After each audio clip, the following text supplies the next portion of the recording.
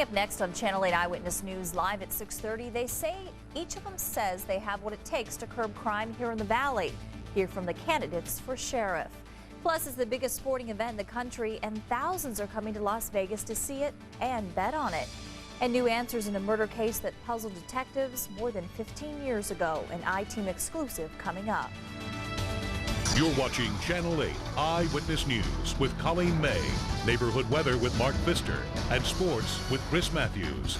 Channel 8 Eyewitness News, the news leader.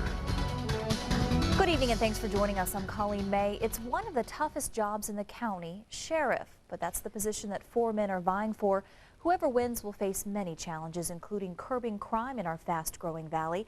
Channel 8 Eyewitness News is live. Janine Gill joins us with that story. Janine? Colleen, we're here at Metro's Southeast Substation, and soon Sheriff Jerry Keller's name will be replaced on this sign with another. Each of the 4 men who are vying for his position have over 20 years experience in law enforcement. Okay, go ahead. Okay, what is your opinion on AB 500? Candidates for sheriff were grilled one by one by a panel while members of the National Black Police Association listened to each platform. Candidates were asked questions involving community policing, what their priorities would be as sheriff, and if they were interested in diversifying the force. I know what it takes to lead this organization. I think I possess those qualities. Deputy Chief Bill Young is being endorsed by Sheriff Jerry Keller and the Police Protective Union. Other candidates, though, are vying for support, too. Being involved in the community keeps me in touch with the community. Why don't we sit down and figure out what zero tolerance is going to be? My lines of communication will be absolutely open. I'd like to put things right on the table. Many say the forum helped decide who they would support. Before I went in, I didn't really know who I was going to vote for. I have a little more knowledge of each candidate now, and I'm kind of clear on probably who I would vote for if the election was today. Those candidates again are Deputy Chief Bill Young, Captain Randy Oakes, Lieutenant Steve Franks, and Detective Gordon Martinez. This is just the start of the sheriff's race, and we will be covering each of their campaigns as the elections get closer. Janine Gill, Channel 8 Eyewitness News, live. Thanks very much, Janine. The Marine Corps has arrested a convicted rapist who was granted a new trial this week in Las Vegas. A Las Vegas judge granted Lance Corporal Raymond Flores a new trial because of new evidence. Another Marine had apparently confessed to the 1999 rape that Flores was convicted of. Military officials, though, say they arrested Flores and had planned to prosecute him if the judge granted him a new trial. In the first round of a legal battle, Pussycats, a local adult nightclub, has been fined for tipping cab drivers to bring in customers. Several nightclubs, including Cheetah's, Crazy Horse 2, and Club Paradise, say the ongoing practice of paying off cabbies as much as $40 to divert customers has to stop. The fines were heavy, and a message has been sent now to the other defendants that when you're up, you're going to face significant consequences. As many as 24 clubs are named in the lawsuit. The Taxicab Authority says it's stepping up the use of undercover riders to try and crack down on those cab drivers who are diverting customers. 33 Clark County casinos are seeking huge cuts in their property taxes. They're asking the county to slash the taxable value of their properties by more than $2 billion. The request comes in light of the weak economy. Officials fear that if the request is granted, the county would lose as much as $20 million in tax revenue. The county's Board of Equalization will decide the issue later this month. With a downturn in the local economy, Super Bowl weekend could bring in some much-needed cash to our valley. More than 250,000 people are expected to visit Las Vegas this weekend. Channel 8 Eyewitness News is live. Yetta Gibson joins us with the story. Yetta? Colleen, it's getting busier and busier out here, and that's certainly a good sign that a lot of people have chosen to come to Las Vegas for Super Bowl 36. That's me. I'm January. Their team didn't make it to the Super Bowl, but the girls of the San Diego Chargers are here to get everyone all riled up. We are here promoting the NFL, promoting the Chargers, getting ready for the Super Bowl. These Denver tourists don't need much help getting ready for tomorrow. They're already there. I'm very excited about the Super Bowl. I get the opportunity to put my 500 on the game. I'm going to collect it as soon as the game's over, and I'm rooting for the St. Louis Rams because they're the greatest show on turf. The atmosphere out here is great. You meet celebrities, you meet people that are in TV, it's all good. Although Super Bowl 36 is less than 24 hours away, Robert Cameron already knows which team will take home the trophy. He's already placed his bet. Looking for the Rams to just pull it off, collect our money, come back to town in Denver and just blow it up. Now tomorrow, a number of hotels and casinos are hosting Super Bowl parties. We got whiff of a few. For $50, you can go to the Stardust, and that comes with food, beer, and wine. $50 also gets you into the House of Blues at the Mandalay Bay.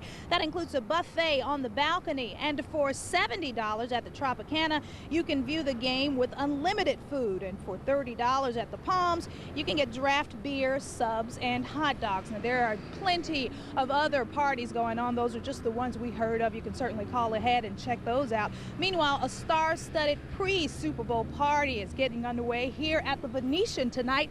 Actor-comedian Jamie Foxx will host that one. We are expecting to talk to him later and tell you all about it at 11. Yetta Gibson, Channel 8 Eyewitness News, live. If you can't be at the Super Bowl, I think Las Vegas is the second best choice. Las Vegas is the place. Lots going on. Thanks very much, Yetta. Security at this year's Super Bowl will be tighter than ever, especially after the events of September 11th. For the first time, the U.S. Secret Service will be in charge of security. Thousands of National Guard troops and police will be in place for the big game. People going to the Superdome will have to pass through a three-step security process before they're allowed in. Beginning at 11 o'clock tomorrow morning, airspace around the Superdome will be shut down. Pakistani police have taken another person into custody tonight in connection with the kidnapping of a Wall Street journalist. There is still, though, no sign whether reporter Daniel Pearl is alive or dead. A search for his body has turned up nothing. There have been conflicting reports on whether his kidnappers killed him, but Pakistani authorities believe he's still alive. Pearl's kidnappers are demanding that Pakistani prisoners being held at Guantanamo Bay, Cuba, be released. Let's head over to the Weather Center, check with Mark Pfister, and certainly some good news. It was a beautiful day today. Gorgeous day today here in the valley, and tomorrow promises to be even a little bit better with temperatures maybe a little bit warmer. Lots of sunshine again, too, tomorrow. But who's going to be outside when there's Super Bowl being played inside, right? Take a look at temperatures from around the valley at this hour. 45 up at North Rancho, 52 at East Cary, 46 at Southeastern, 44 at Searchlight, 42 at Pahrump, 38 at Red Rock, 49 at Mesquite. We're in for a warmer week this week, and we'll tell you about it coming up in just a couple of minutes right here on Eyewitness News. Thanks, Mark. We'll see you then. Money, mafia, and murder. New facts are coming to light in the 1975 murder of Tamara Randall, an I-Team exclusive coming up. Plus, needy kids enjoy a sweet celebration. And who is going to win the Super Bowl? The Runnin' Rebels have a few thoughts. Chris Maathuis has sports coming up.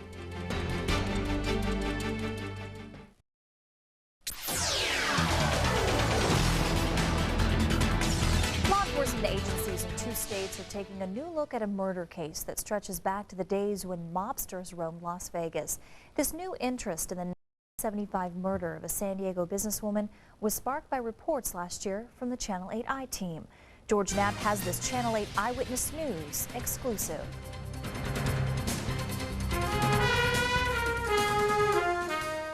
The laid-back beach city of San Diego has been home to a smattering of organized crime figures over the years, but the kind of crime and mob mayhem that were common in Las Vegas back in the mid-70s were pretty much unknown here. That changed one afternoon in November 1975 when a body was found inside this upscale San Diego home. The victim was prominent businesswoman Tamara Rand, wife of a well-known doctor. She'd been shot 5 times with a silencer-equipped .22, which police figured was the signature of a mob hit. Well, the manner in which it was accomplished, the weapon, the method, the 3 contact wounds under the chin. It made a tremendous splash in San Diego because it appeared right from the beginning that it was an execution style, what a lot of investigators at the time felt was a gangland or organized crime type of execution.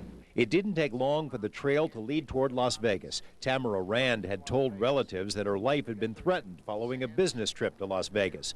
Then police uncovered a bombshell, evidence that Rand had loaned $500,000 to gambling's golden boy, Alan Glick, an obscure San Diego real estate executive who somehow had finagled more than $100 million in loans from the Teamsters, enough to purchase 4 Las Vegas gambling joints. At the time, Glick lived in a plush but heavily guarded La Jolla enclave. He flew daily to Las Vegas aboard a private jet. Officially, he was clean. It would later be proven he was a front man for the mob, handpicked by Milwaukee Mafia boss Frank Balistreri, awarded huge loans from the Bank of Organized Crime, the Teamsters Pension Fund. In 1975, state gaming agents had only begun to investigate alleged skimming within Glick's casinos. They would later discover that millions of dollars were stolen from the count room, then smuggled back to the Midwestern Mafia bosses who had installed Glick, as well as the real power in his hotels, Frank Lefty Rosenthal, a.k.a. the Genius, suspected of masterminding the skim.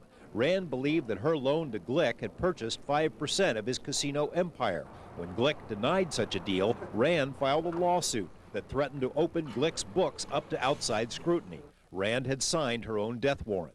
But all the final decisions are given by me. Glick refused to answer police questions about the Rand murder, but he held a news conference to say he'd been unfairly maligned and to insist that he, not Lefty Rosenthal, called the shots in his casinos, something that proved to be a lie. Eventually, police concluded Glick was too much of a patsy to order a hit. There was a point in the initial investigation where Mr. Glick was certainly considered a suspect, but I think that he's been eliminated at this point. Lawmen concluded but never proved that the architect of the hit was Tony the Ant Spilatro, the street boss of Las Vegas. Infamous hitman turned informant Jimmy the Weasel Fradiano confessed knowing that Spilatro had cased the Rand home prior to the slaying, on orders from the Balistreris of Milwaukee. In his life, the late Spilatro was a suspect in 22 unsolved gangland slayings. Oscar Goodman, now the mayor of Las Vegas, was the lawyer for Spilatro and Glick at the time of Rand's murder. I don't believe that either of them had anything at all to do with her demise. They never talked about her. I heard her name mentioned once or twice in a context of other people in the San Diego area, but never pointing her out as though she was anybody that they would fear or would want to hurt. It might just be the cops now agree with Goodman, so who might have done it? I know that Granby went to California and killed her. Las Vegan Wendy Hanley says she lived with Rand's killers. Her common-law husband in the 70s was Tom Hanley, a notorious labor figure, who together with his son Granby was suspected in a string of mob-tainted murders for hire. Wendy says she knew of the Rand hit before it happened. Granby came back and told me that he was going to fly to California and kill a witch. About 3 weeks later, he came back with a brand new car that he had bought in California and said that he had bought the car with the monies that he had received for killing the witch.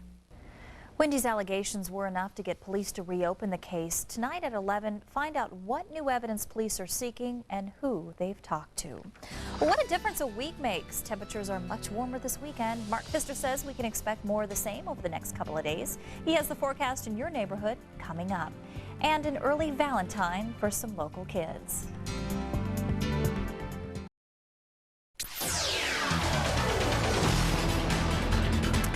Local homeless children celebrated Valentine's Day a little early today. Area shelters and children's organizations threw a Valentine's party for them at the Las Vegas Rescue Mission on West Bonanza. Kids ate cookies, lots of candy, and you can even see they did a little face painting. They also made some Valentine cards to give to their loved ones. So, getting Valentine's Day off to an early start. Yeah. It looks like winter might last another 6 weeks if you believe a groundhog from Pennsylvania. Puxatawney Phil made his annual appearance this morning for a crowd of about 40,000 people. When he emerged from his home, he saw his shadow, which means winter will last a little while longer. The Pennsylvania tradition of pulling Phil out of his bed goes back more than 100 years. That's an old rat. Yeah. Jeez, if they've been pulling that same one out for It's not 100. the same one. Not the same one? No. That's right, same over and over again. Bill Murray, Andy Exactly, McDowell, that movie, Groundhog Day. Good movie. Phil Connor. Take a look at what we got for you in the neighborhoods. We'll take a look outside, right? You remember that line from the movie? Phil Connor? Not really, You but know, that was a great movie. That was a great movie. You know what I've realized as I've gotten older is that men seem to remember movie lines more than women. Don't you think? You know why? We're 106 miles from Chicago. We got a full tank of gas, a half a pack of cigarettes. It's dark. We're wearing sunglasses. We're on a mission from God. Hit it. I don't think we remember that, you know? I think that you do. Really don't think we remember lots of lines from movies. 61 right now out at Cheyenne. 62 out at East. Yesterday, but you remember movie lines. Well, yeah, you know, I remember the blues, but you know, you remember good stuff, you know? Take it Well, back. if I kill all the golfers, who's going to pay the greens fees? 60 out at Eastern, 59 out at North Buffalo, 57 at West Tropicana. Army training, sir. 57 at, you remember that? See, you got the feel, it's a Bill Murray. Saturday, okay, yeah. I get that, 57 yeah. degrees was the high today out at downtown Henderson. 51, I'm a little angioedema treatment. 51 out at Red Rock, 62 out at Lake Mead, 63 at Laughlin, 36 up on the mountain, and 61 out at Mesquite. Those are the high temperatures today. Live in real time to Antonello Elementary School up at El Dorado. 45 now, 29% humidity, not much of a wind. 42 after a high of 61, a low of 30 at Palo Verde High School at Summerlin. And out at West Trop, Judge Strip Elementary School, 57 over 26, current temperature sitting at 44. And finally, East Cary, Helen Herr Elementary School, 52. 62 the high, 25 the low. High pressure holding in over the western half of the United States. We'll see a little system sneak off to the east of us later on this week. But high pressure will warm us back up and get us back into the 60s. We'll see clear skies overnight tonight, allowing us to cool down to or slightly below the freezing mark. And by tomorrow, these sunny skies will remain. Mostly sunny skies, maybe a few high clouds. All the moisture stays to the east. We are looking a little bit of moisture back up in the northern portion of California. That's not going to affect us. Should be a dry week for the week ahead. It's 14 now at Elko, 16 out at Salt Lake City, 27 at Moab, 25 at Denver. Have to say hi to the folks at Elko. Was over at Kelly's Pipe and Supply the other day. Met some people from Elko. Said, you never say hello to the people from Elko. So to the person who lives in Elko, hello. 33 degrees. 41 at Cedar City, 44 at Grand Canyon, and 70 out at Phoenix. Here's our forecast for tonight. 30, clear, chilly. The winds will be light. Normal lows around 39.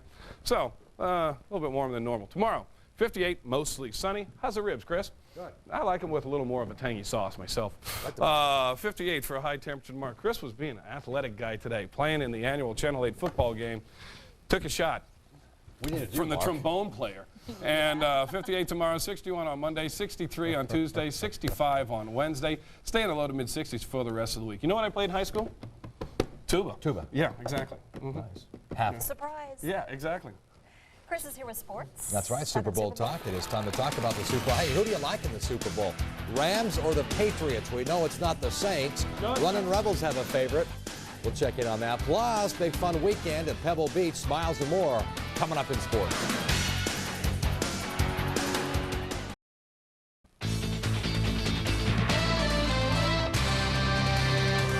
On the eve of Super Bowl 36, a lot has been said about New England's Bill Belichick. He may seem like a hard-nosed guy, a guy who never laughs or has much fun, but this game seems to have transformed the New England coach. So we jumped on the buses.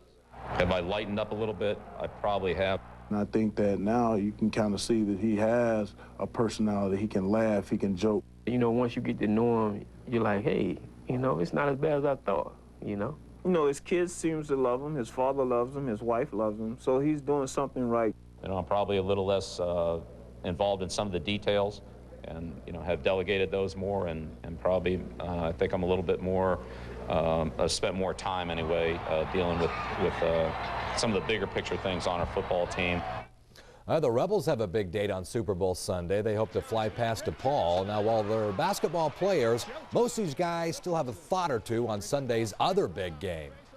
Actually, who I like is not in it, so it's just a Super Bowl for me. So we come out and watch us play, and after that, y'all go home and watch St. Louis win the Super Bowl. Is that who you like, St. Louis? Yeah, they're going to win the whole thing. Is that right? Yeah, they're going to win it. Even they're going to beat it by more than 14, the spread? Probably so. I don't like New England, but I like San Francisco, and they're out of it, and, you know, it's another story. But hopefully, we'll get our victory, and they'll get theirs. I'm going to go with St. Louis. St. Louis? Yeah. All right, Lady Rebels tried to come away with a clean sweep in Utah, but BYU won today 72-61. UNLV hasn't won in Provo in more than 25 years. Linda Frulich scored 22 for UNLV. 3 Mountain West Conference games already in the books.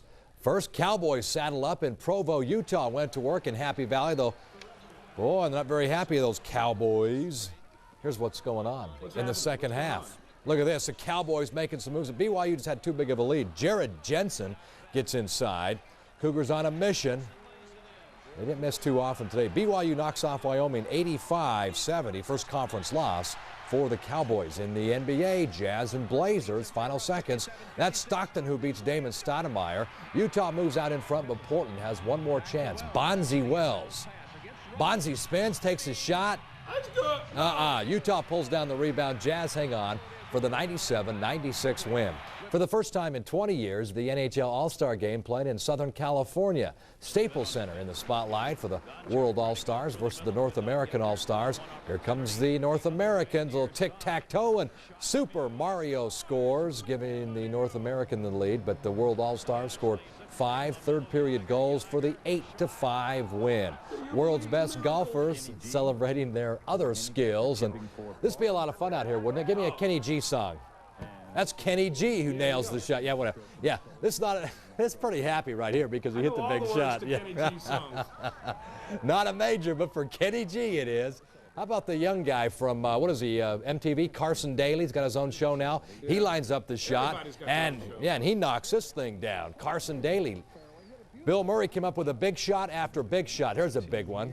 He had money on it. Give me the money. Oh, one of the worst shots you'll see by Tiger Woods coming up right here. He misreads this thing by a good 3 feet. Everybody chasing Pat Perez, who's 15 under. Matt Gogol, Lee Jansen, 3 off the lead. That's Kevin Costner, who just misses it. UNLV baseball playing the second of 3 with California. The Hustlin' Rebels get on the board first. Brent Johnson would eventually score as he comes around from third. Later in the 6th, though, the Golden Bears have freshman Justin Nelson up there. He wraps one deep to right field. That scores a run, but the Rebels tack on 3 more for their first win of the season, winning at 4-2. Congratulations to them. Yeah, thanks, nice. Chris. We'll be right back.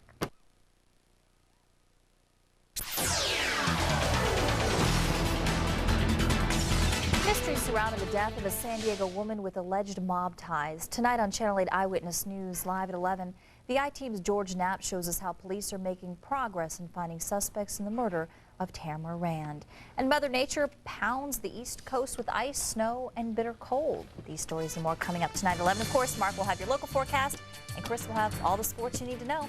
See you at 11.